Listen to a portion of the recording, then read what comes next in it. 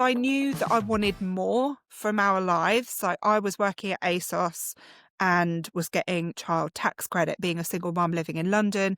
The rent at the time, I think it was like 1,350 or something like that. And it was a lot. So I was getting child tax credit for the first year of us living in London. And bearing in mind at this time, I was earning about £17,500. The child tax credit stopped, and I phoned up the tax office and said, "What can I do?" And she said, "It's your choice to live in London."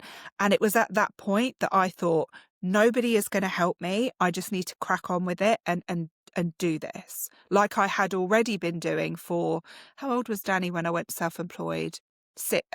He was 9. So he was 3 when I went to university. He was 6 when I graduated. And then he was 9 when I went self-employed. And I remember thinking, nobody's going to help me. I just need to get on with it. And I think that's the mindset that I approached, even with, putting in those extra hours, lunchtimes, evenings and weekends. It didn't feel like such a big ask because I had already been doing quite a lot, and I knew that it was up to me. Like, basically nobody was coming to save me. So I knew that if I wanted better, I feel a little bit emotional about that, but if I wanted better for our situation, it was on me to do that. So I did try and include Danny in a lot of, the shoots on evenings and weekends as and where I could. And it's quite interesting, actually, because I'm talking to him at the moment about doing a podcast episode about his experience, obviously coming up to the 15-year anniversary. I've been talking to him about that, and we'll see. Obviously, if he doesn't want to do that, that's absolutely fine. But I thought that would be a really interesting way of looking at it. And that's probably going to be an emotional episode for me, because he might say things that I had never thought of, or things that he hasn't mentioned to me before. But like I say, I think because there was no other choice, it just had to be done. Did you, at the time, resent that? No, I really enjoyed it. What I resented, Victoria, is the day job. I really didn't enjoy the day job. And I resented the government and the council for not helping me more. Because when I fell pregnant at 17, I phoned the council. They put me on a waiting list for housing. Bearing in mind, 17 years old and pregnant. And then I got a phone call. It was actually the week before I left to go to university. When Danny was 3, I got a phone call about a house. And I remember saying to them, "What do you think I've been doing with my child for 3 years, living under a bridge?"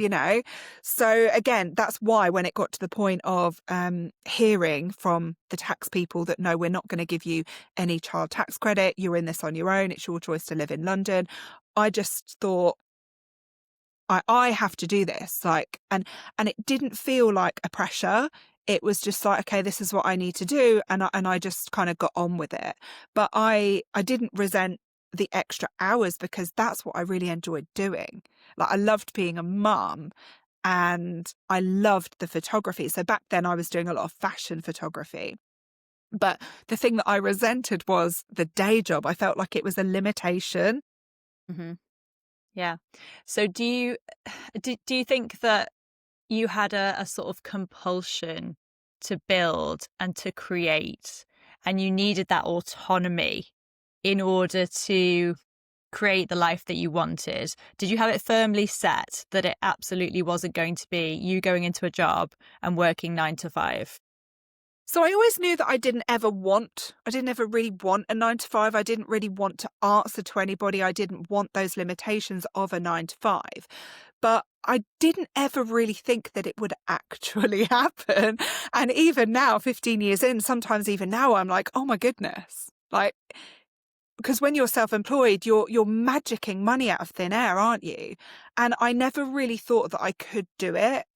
But the reason that I share my story, a lot of my story now, is to show other people that it is possible. If you don't want the limitations of a 9 to 5, if you want things to be easier, if you want to follow your passion, whatever your passion is, whether it's photography or being an artist or whatever your passion is, you can make money from it. You can make a good amount of money from it.